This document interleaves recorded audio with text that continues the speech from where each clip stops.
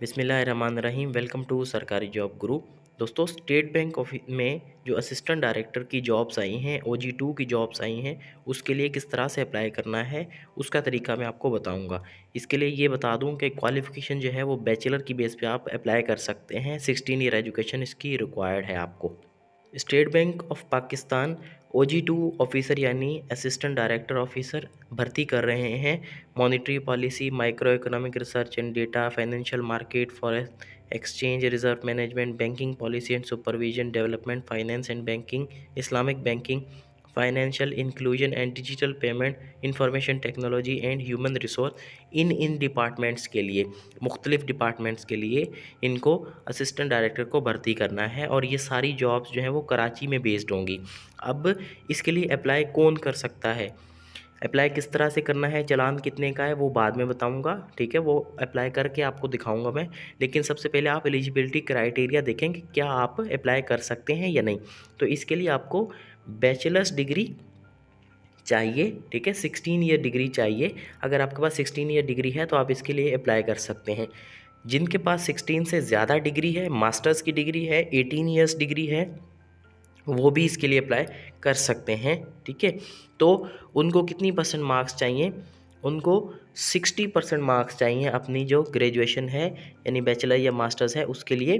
जिनकी 4 total CGPA है उसमें से अगर उन्होंने 2.5 ली है तो वो भी अप्लाई कर सकते हैं। लेकिन अगर किसी की 5 है टोटल तो उसमें से उसने हासिल की है 3.5 तो वो भी इसके लिए अप्लाई कर सकता है। अब कौन कौन से डिपार्टमेंट्स में आपकी होनी चाहिए, आपकी जो डिग्री है, जो ग्रेजुएशन है वो बिज़नेस एडमिनिस्ट्रेशन में होनी चाहिए या फिर पब्लिक एडमिनिस्ट्रेशन में होनी चाहिए या इकोनॉमिक्स में होनी चाहिए या कॉमर्स में होनी चाहिए, फाइनेंस में होनी चाहिए, स्टेटिस्टिक्स में, डेटा साइंसेज में, actuarial science, accounting, computer science, information system and technology, mathematics, human resource management, agricultural management यानी अदर दैन BSc या MSc इन एग्रीकल्चर, ये नहीं, एग्रीकल्चरल मैनेजमेंट में आपकी जो है होनी चाहिए, इस्लामिक बैंकिंग या finance, law, media and culture studies, philosophy या फिज़िक्स में। इनमें से अगर किसी भी डिपार्टमेंट में आपकी ग्रेजुएशन है या मास्टर्स है तो आप इसके लिए अप्लाई कर सकते हैं। बाकी जो इसके अलावा है अगर, तो फिर आप इसमें अप्लाई नहीं कर सकते, सॉरी। तो अगर आपके पास फॉरेन डिग्री है, पाकिस्तान की नहीं है, तो उसका आपने इक्विवेलेंट सर्टिफिकेट लेना है HEC से, ठीक है जनाब।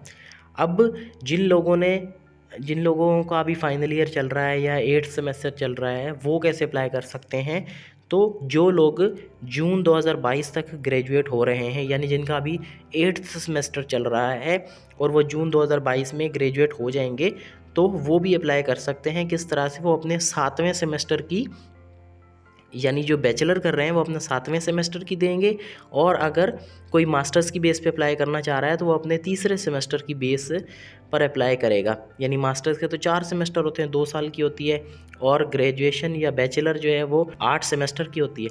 तो इसलिए वो बैचलर वाला 7वें सेमेस्टर की देगा ट्रांसक्रिप्ट या मार्कशीट, और जो है वो मास्टर्स वाला अपनी 3रे सेमेस्टर की देगा, ठीक है, ताकि उसमें से उसका प्रूफ आ जाए कि हाँ भाई इसने जो है ना जो भी इसने CGPA हासिल की है, ठीक है, और वो फर्स्ट अटैम्प्ट में जो है ना फाइनल एग्जामिनेशन पास कर लेगा, ये उसको शो कराएगा, ठीक है, वो उसका प्रूफ होगा।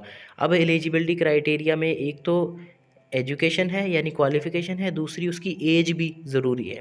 लाजमी नहीं है कि आपकी इन डिपार्टमेंट में ग्रेजुएशन है तो आप जो है ना इसके लिए एलिजिबल है, नहीं, आपकी एज जो है वो 26 साल होनी चाहिए, ठीक है। किस डेट पर, जो एडवर्टाइजमेंट की डेट यानी लास्ट डेट तक आपकी जो क्वालिफ़िकेशन है, सॉरी, आपकी जो एज है वो 26 साल होनी चाहिए, ठीक है। तो एज रिलैक्सेशन किसको मिलेगी, 3 साल की एज रिलैक्सेशन है वो फीमेल कैंडिडेट्स को मिलेगी, ट्रांसजेंडर पर्सन को मिलेगी, और जो लोग माइनॉरिटी से जिनका ताल्लुक़ है उनको मिलेगी, ठीक है। या फिर जो कैंडिडेट्स नॉर्दर्न एरिया से हैं, बलूचिस्तान से हैं, आज़ाद कश्मीर से हैं या गिलगित बल्तिस्तान से हैं, और जो इलाके पहले फ़ाटा में थे अभी KPK में आ गए हैं, ठीक है, यानी जो उनकी एजेंसियां हैं फ़ाटा की, ठीक है, उनको मिलेगी 3 साल की, इन सबको मिलेगी रिलैक्सेशन, यानी वो 29 साल की एज तक अप्लाई कर सकते हैं।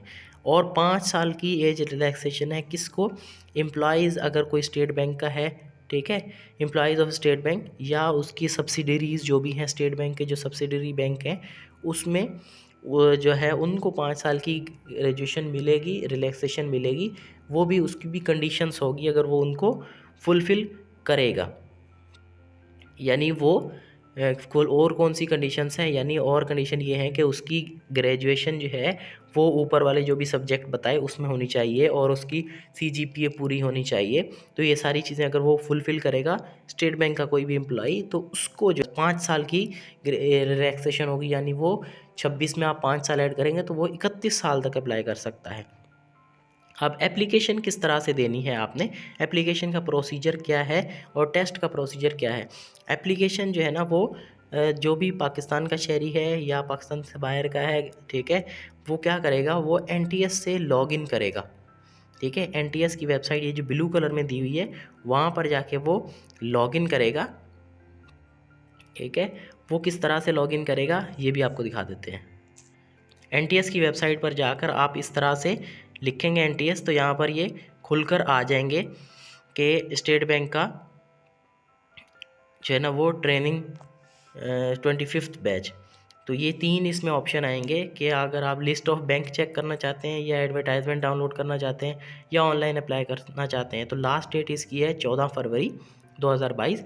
तो आप ऑनलाइन एप्लीकेशन फिल करना चाहते हैं तो यहाँ क्लिक हेयर पे क्लिक करेंगे, ये इस तरह से इसका फॉर्म खुलकर आ जाएगा।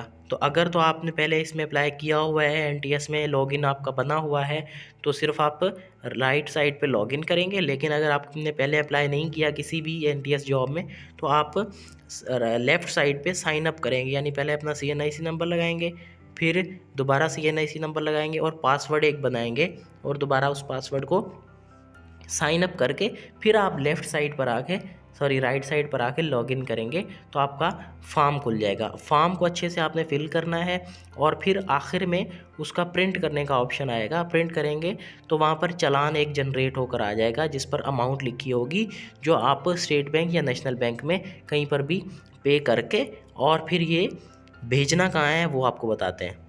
अब ये फॉर्म फिल करके आपने उसकी कॉपी प्रिंट करनी है और फिर उसको पे करना है, चालान पे करके आपने भेजना कहाँ पर है, भेजना आप ये देखें सेकंड जो बुलेट है उसमें इसका एड्रेस लिखा हुआ है, जॉइंट डायरेक्टर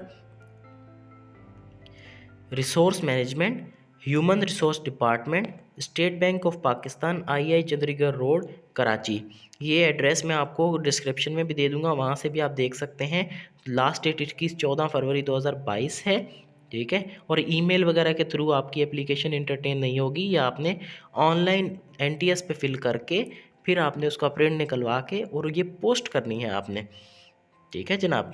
और फिर अगर आप शॉर्ट लिस्ट आपको किया गया, यानी आपने सही फॉर्म फिल किया और आपकी क्वालिफ़िकेशन मैच हुई और आपकी एज भी जो है ना उसमें आप एलिजिबल हुए, तो आपको एसएमएस आ जाएगा कि हाँ भाई आपकी जो कैंडिडेचर जो है आपका वो हमने एक्सेप्ट कर लिया है। और फिर आपको एडमिट कार्ड आपके एड्रेस पे भेज दिया जाएगा और वेबसाइट पर भी आ जाएगा, एनटीएस की वेबसाइट पर भी और स्टेट बैंक की वेबसाइट पर भी। फिर बाद में उसके टेस्ट के लिए आपको एडमिट कार्ड भेजा जाएगा, ठीक है। सिलेक्शन प्रोसीजर में कह रहे हैं कि जो भी शॉर्ट लिस्टेड कैंडिडेट होंगे उनको बुलाया जाएगा, उनका रिटन टेस्ट होगा, फिर उसके बाद साइकोमेट्रिक या दूसरे टेस्ट होंगे, पैनल इंटरव्यू होगा, डिस्कशन होगी और फिर उनके अटेस्टेड डॉक्यूमेंट्स चेक किए जाएंगे। इंटरव्यू के टाइम पे ये तो होता है। फिर उनकी जो है ना वो ट्रेनिंग करवाई जाएगी, जो भी कैंडिडेट पहले सिलेक्ट होंगे फिर उनको ट्रेनिंग दी जाएगी। और फिर अगर वो जो भी कैंडिडेट उसकी ट्रेनिंग को कंप्लीट करेगा, अच्छे से अच्छे मार्क्स से उसको कंप्लीट करेगा, उसको जो है ना ट्रेनिंग के बाद ऑफ़र लेटर दिया जाएगा, यानी ऑफ़र अपॉइंटमेंट उसको दी जाएगी as an assistant director OG2 at state bank. Salary किस तरह से होगी, सैलरी कितनी होगी, कंपनसेशन पैकेज इसमें बता दिया गया है कि ट्रेनिंग तक आपकी 41,000 रुपये आपको कंपनसेट किया जाएगा मंथली। इसके बाद जो कैंडिडेट ट्रेनिंग को सक्सेसफुली पास करेंगे, कंप्लीट करेंगे, उनकी सैलरी हो जाएगी 82,000 और उसमें जो भी असिस्टेंट डायरेक्टर के बेनिफिट्स आएंगे वो भी उनको मिलेंगे।